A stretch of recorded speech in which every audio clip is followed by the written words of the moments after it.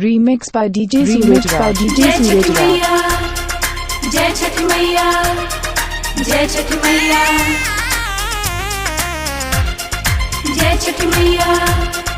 जय छठ मैया, जय छठ मैया।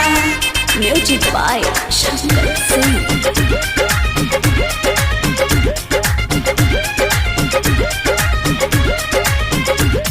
मैया के महिमा भारी, हम पहनब पीरी साड़ी।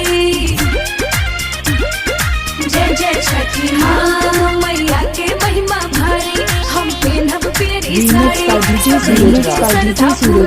छठी माई के दुआरी।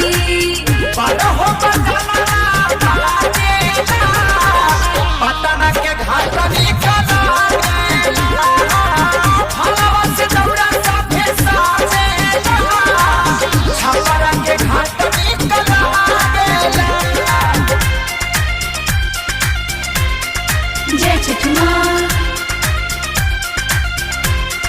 जय छठी माँ।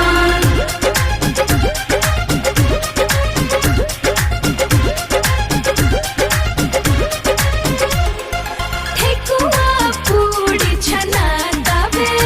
Remix by DJ Suraj Raj.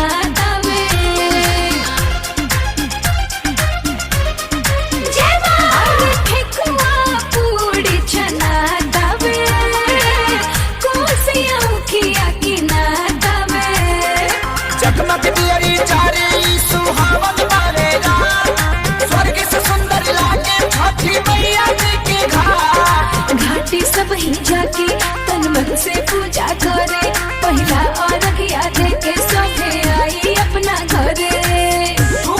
Remix by DJ Suraj Raj. Ara के घाट निकला मेला, हवा से दौड़ा सभे साजेला। बक्सर के घाट निकला मेला।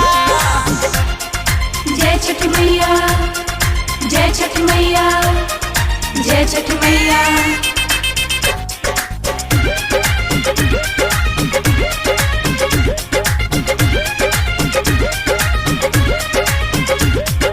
सरधा से यूपी बिहार करे, छठी मैया सब कर उपकार करे।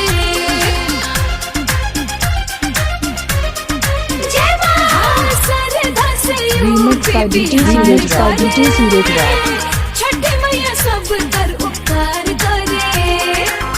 खेला जे भारा उतर जाला हुई पारी, लाइका से आन सभे छुड़े छुड़े छुरी। प्रियंका महिमा गावे, आदित्य से आशीष पावे, छठ घाटे सभे जाके अपन सिरवा नवावे। पवन खेसारी रंग भर जागेला, बेतिया के घाट निकला मेला।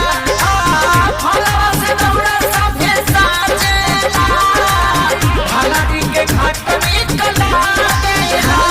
मैया के महिमा Remix by भारी, DJ हम Suraj Raj. पहनब पीरी साड़ी।